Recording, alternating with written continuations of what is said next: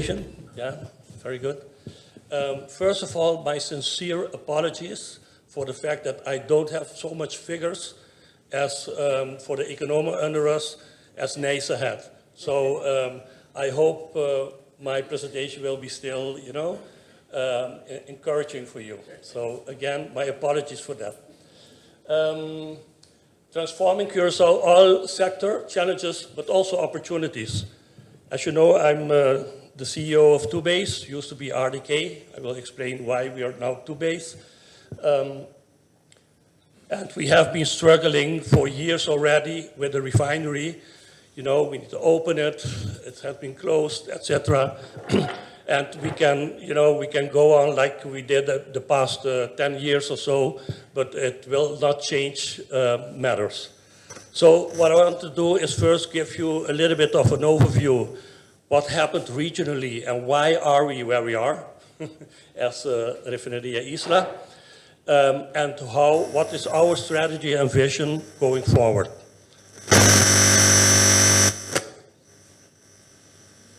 Good. If you look at the Caribbean region, we used to have a lot of refineries here in the region, you know, and we had something like 1.6 million barrels per day of cumulative capacity, refinery capacity.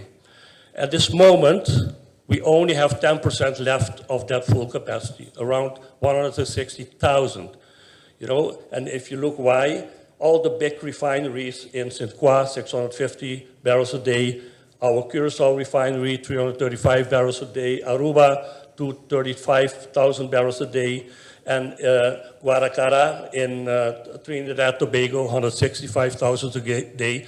All those refineries are closed at the moment. Some small refineries left, more in the Dominican Republic, in Cuba, etc. But you know, 30,000, 60,000 barrels per day refineries.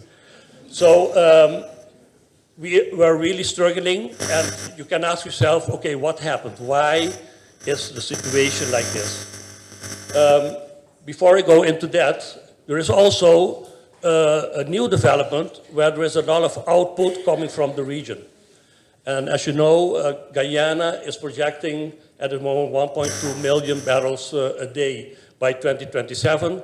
You know, Exxon is working there, and let's say, it creates the hope, expanding, raise the hopes for new feedstock for our refineries in the region.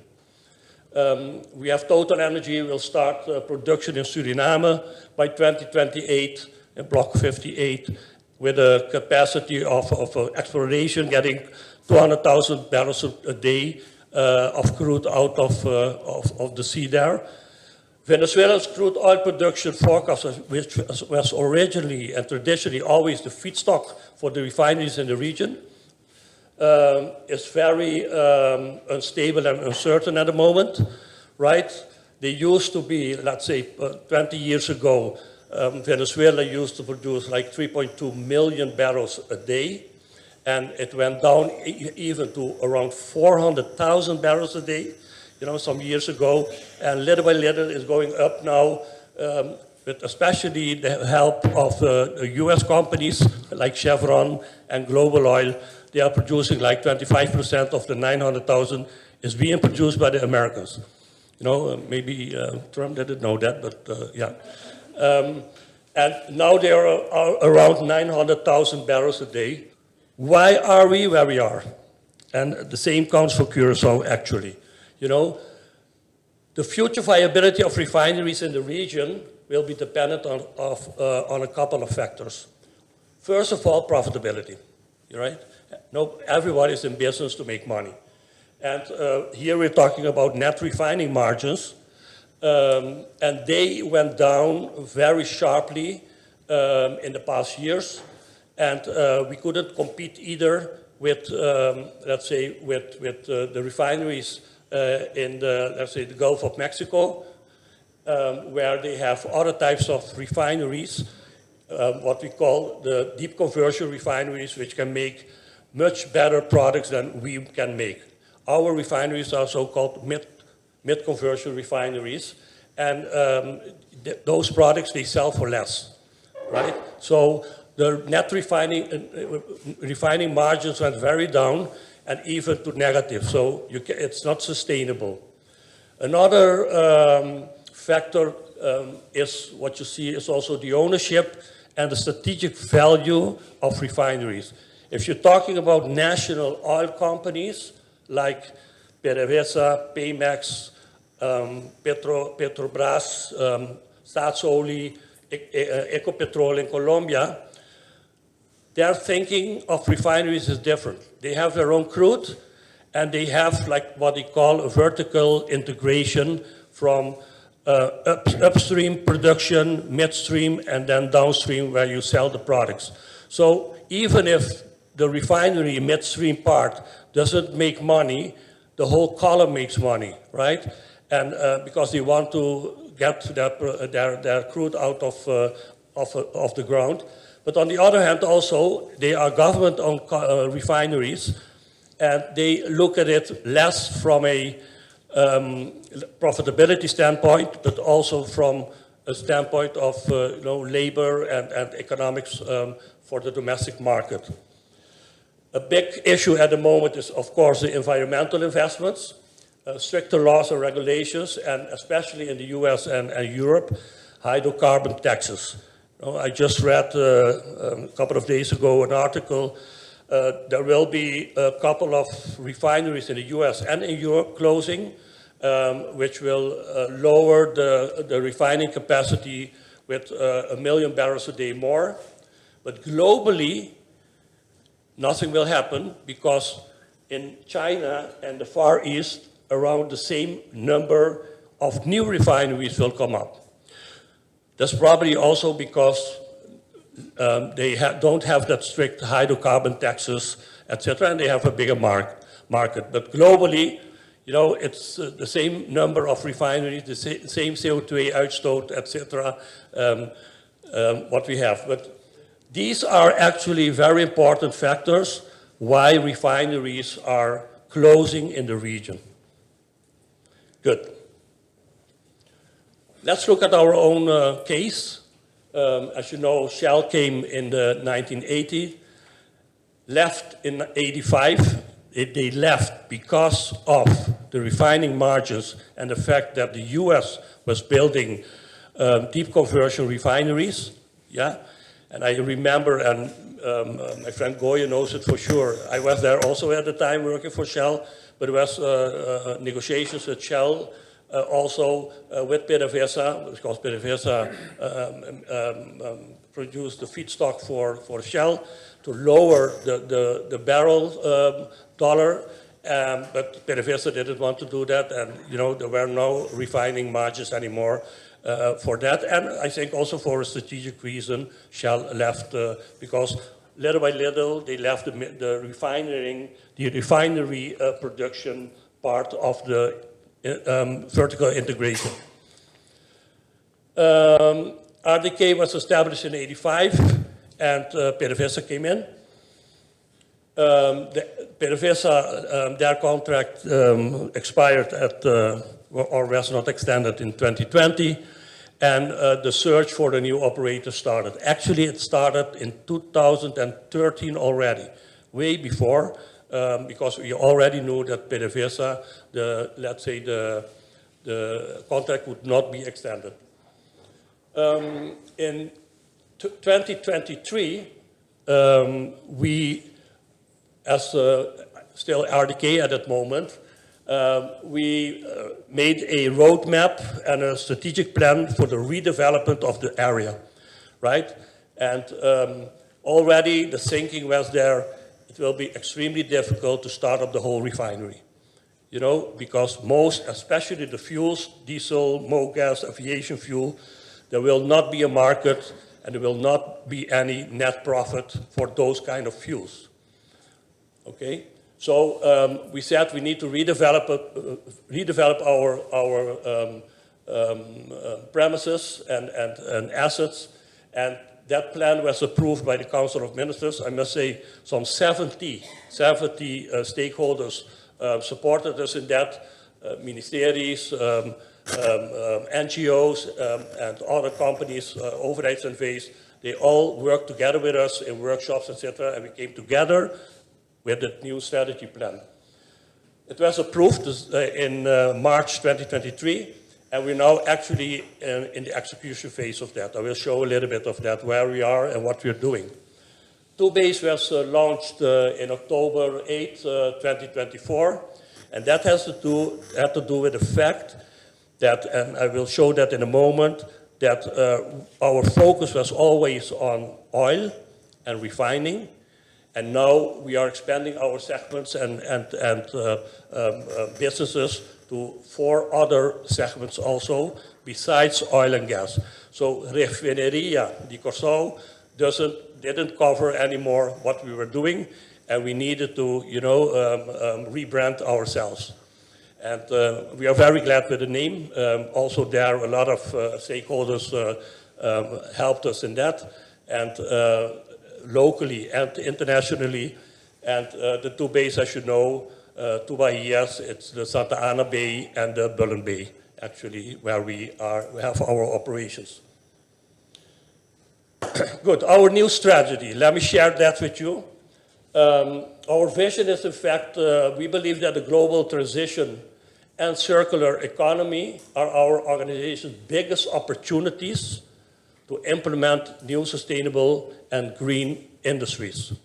So we don't see the transition, the energy transition, as a threat. We see it as an opportunity, right? That's the whole thinking now of the new organization of 2Base. And we see ourselves as the landlord of our terrains, where we do business and we realize business with others to actually come to an industrial port of Curaçao.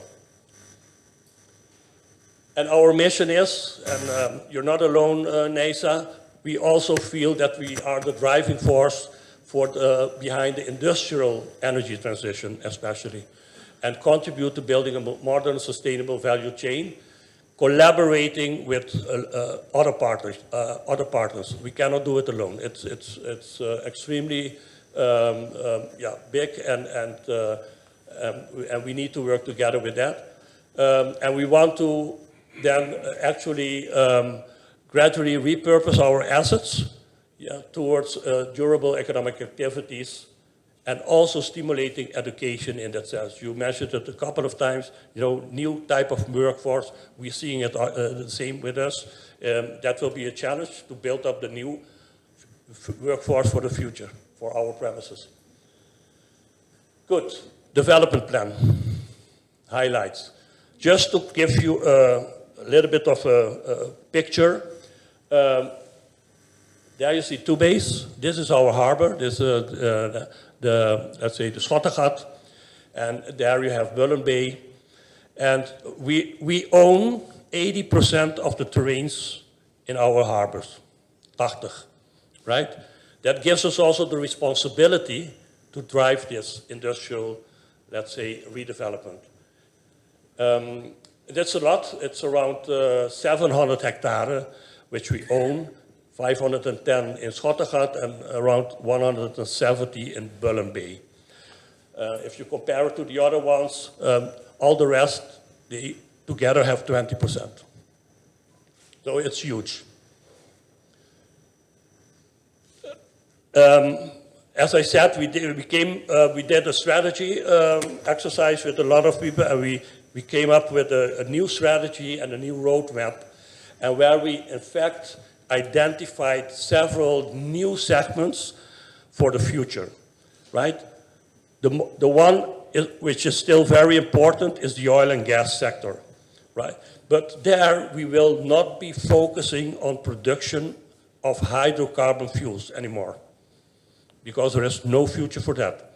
I showed you about deep conversion versus mid conversion. For us to produce hydrocarbon fuels with a net profit, refinery profit, you need to invest billions in our units. And there is no time for return on investment, because the green fuels are coming there also. And I think Ramon also will talk a little bit on that in a moment. So what our focus is to move from the hydrocarbon fuel production and focus more and more on specialty products, what we call specialty products, which we are also producing as every time for years already produce that. One of them is asphalt. The net refinery margin of asphalt is huge, especially if you sell it in the US. There's a scarcity of asphalt. And I always say, you know, electrical cars are still driving on asphalt roads, right? So we still need the asphalt. Sustainable refinery activities. What do I mean with that? There is where we are starting a study together with Oryx. The terms of reference is ready, and we will engage a company to help us in that, to determine what we will be doing with the other, let's say, other units, and how we are going to transform, you know, and transition the refinery to a sustainable refinery for the future. We are thinking there on green fuels, so from hydrogen producing ammonia and sustainable aviation fuel, etc. That's a very complex, let's say, exercise, and we will be doing a study on that internationally, how we can transition the rest of the refinery to start producing, and I'm talking 10 to 15 years from now, green fuels also, besides the specialty products which I mentioned.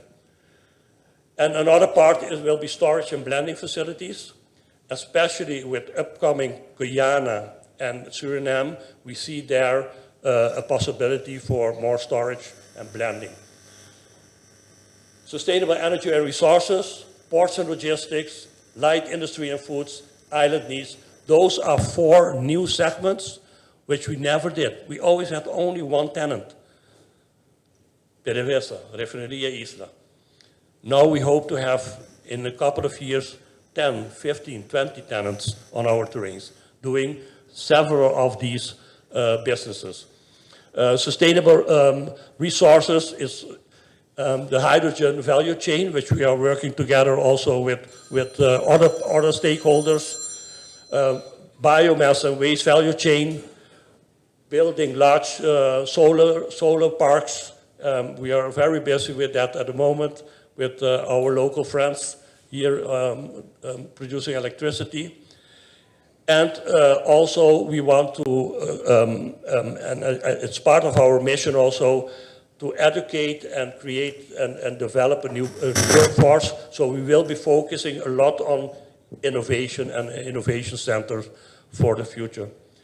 Ports and logistics, there I can mention things like green yard ships, recycling and repair, hub for offshore activities, and cargo and distribution.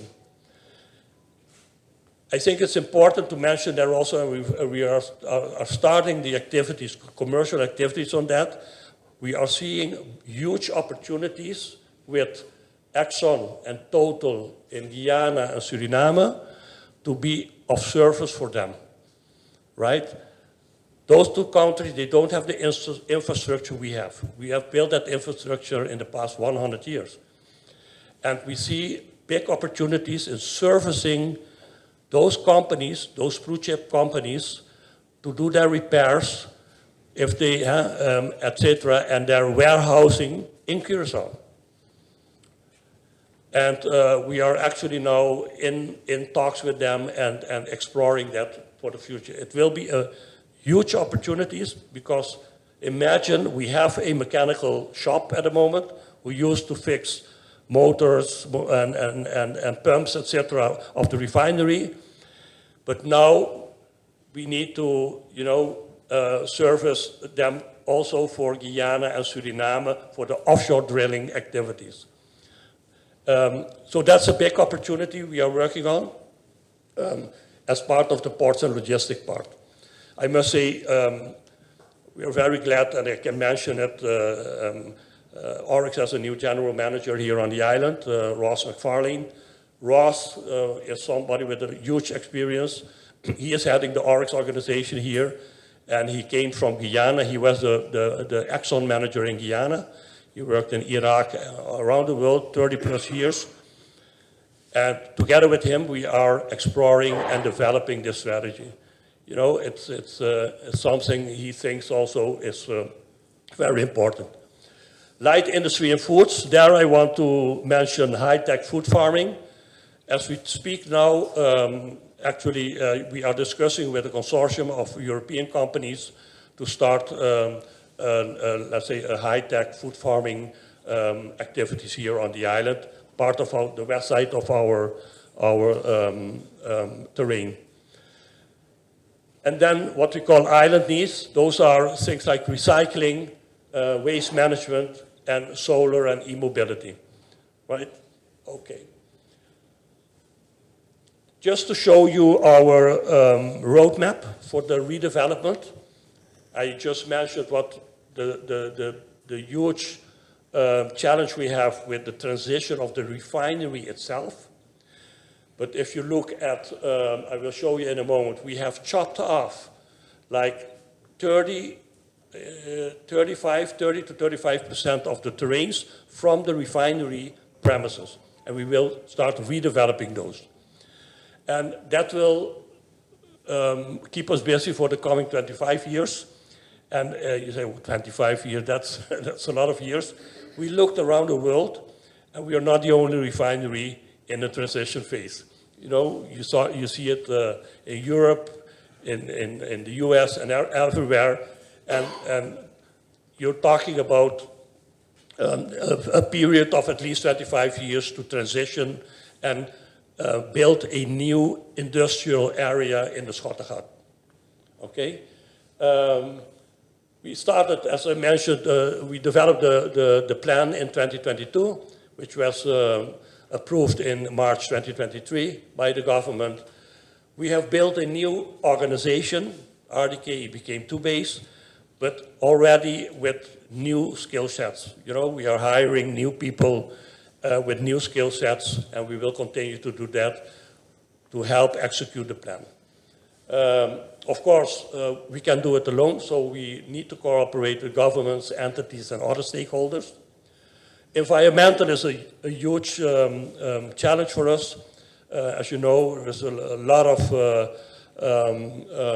areas which need to be remediated, 100 years of heavy industry without too much of regulations and norms and laws. So if you go to the west side of our terrains, you know, you see all sorts of stuff there which we need to remediate for also as part of the redevelopment. We need to free up new terrains. Closed leaks, you won't believe it. The refinery stopped operations in 2017, you know, a couple of years before PDVSA left. That had to do with the fact that PDVSA, because they owned a lot of international companies, they couldn't get the feedstock anymore to here. We all remember every time a tanker came here with crude, it was seized, you know. Little by little, the refinery had to shut down, but still, we have leaks going into, especially the Bay Area, yeah, the Schottengat, because there is a lot of crude underground sippling and going to there. We're almost there.